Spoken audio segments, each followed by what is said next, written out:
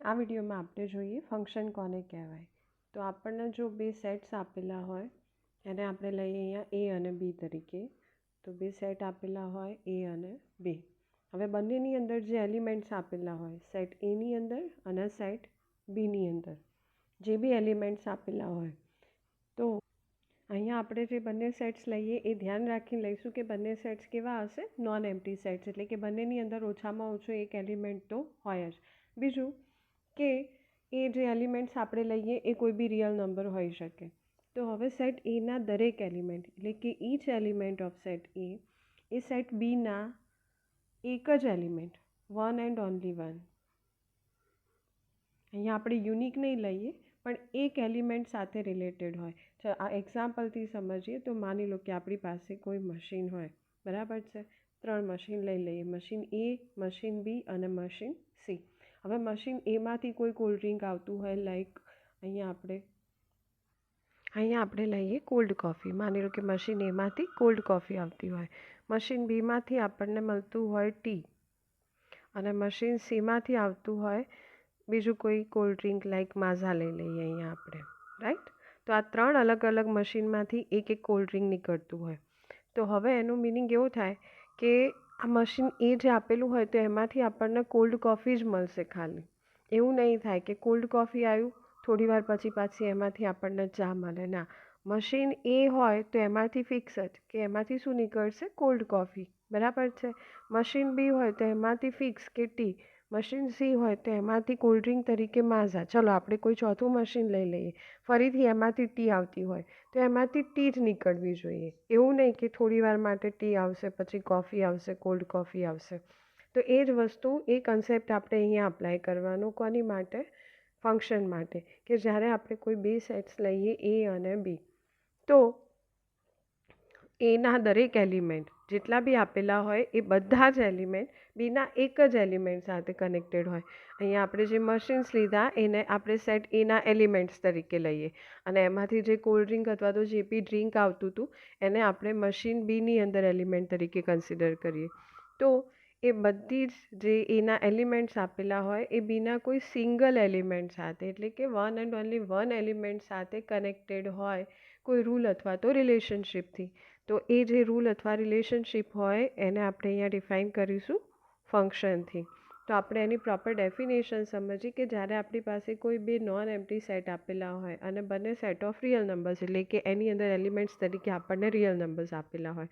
હવે જો સેટ એના બધા જ એલિમેન્ટ એટલે કે સેટ એની અંદર 4 મશીન આપ્યા હોય તો 4, 10 આપ્યા હોય તો 10 અને ઇન્ફિનિટ એલિમેન્ટ્સ આપેલા હોય તો ઇન્ફિનિટ, એ દરેક element A set Bina one and only one element, બરાબર.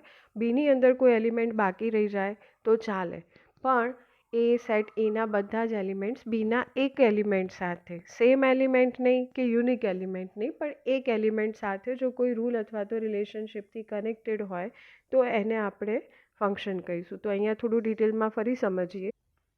તો અહીંયા આપણે બે સેટ્સ લઈ લઈએ, આ સેટ એ અને આ બી. એની અંદર એલિમેન્ટ્સ લઈએ, માની લો કે આમાં લઈએ 1, 2, 3, 4.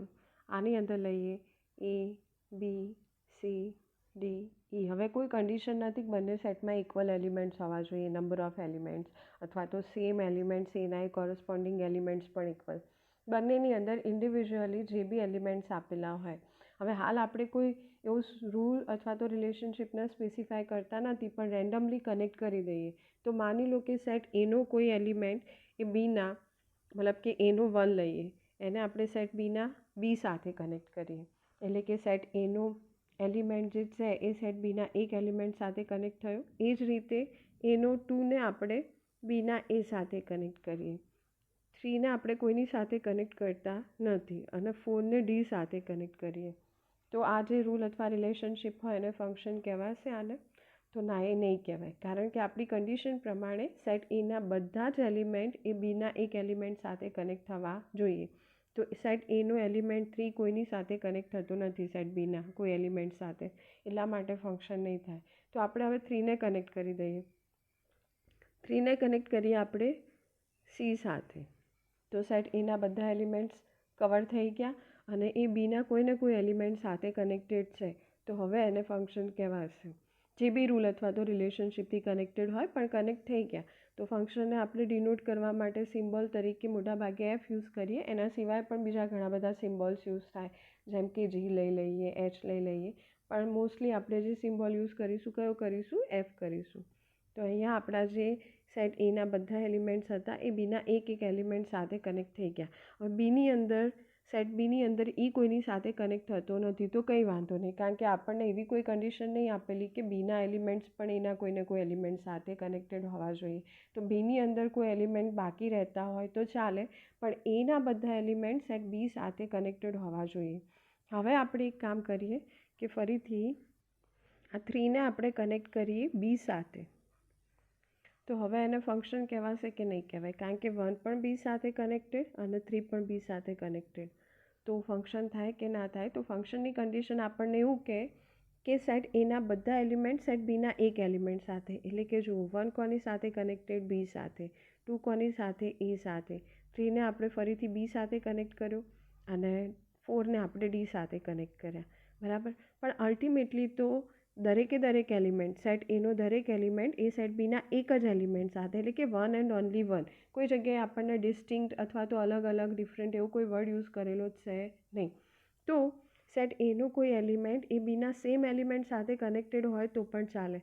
પણ પ્રોબ્લેમ ક્યાં થાય કે જ્યારે આપણે 3ને બી સાથે પણ કનેક્ટ કરીએ અને સી સાથે બી કનેક્ટ કરીએ, તો શું થઈ ગયું?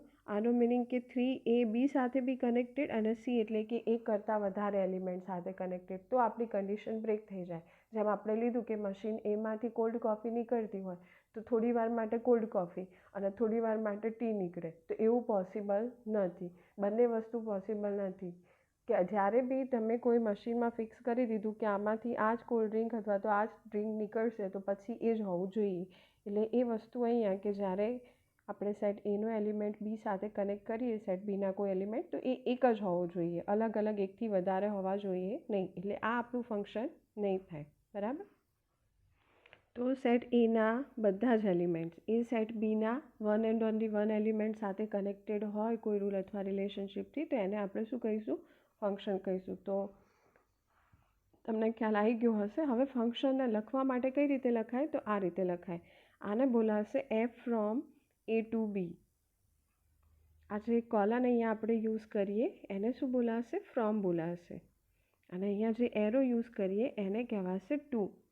Function f from A to B, જેમાં આ જે એ છે એને ફંક્શનનો ડોમેન કહેવાય અને બી છે એને ફંક્શનનો શું કહેવાશે? કોડોમેન, બરાબર.